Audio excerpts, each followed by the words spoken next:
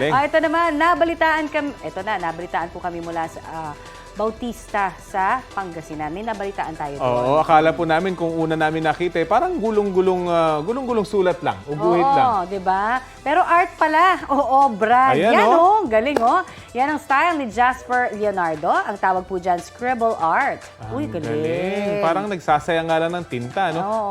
May classmate kasi ako na niya nung high school. Oo. Akala namin, ang dumi-dumi lang.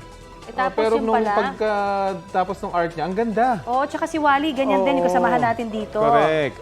Meron siyang drawing ni na Michael Jordan, Mr. Bean, at si Sam Smith. Wow, ginawan po din niya ng scribble art ang mga integrated news pillar na si Mike Enriquez bilang pagpupugay niya kay Sir Mike na pinapanood niya mula noong bata pa raw siya.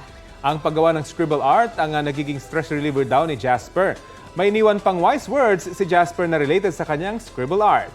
Kahit gaano pa man daw kagulo ang kakaharapin, palagi lang tumingin sa kabuuang ganda ng buhay na puno ng pag-asa. Ay, ang ganda naman Perfect. nun. Perfect. Well said. Galing. At saka pag nakatingin ka lang na malapitan, akala mo gulo. Yes. Pero pag nilayo mo yung tingin, makikita mo yung kagandahan. Yan daw ang point of view ni God, di ba? Correct. Yan.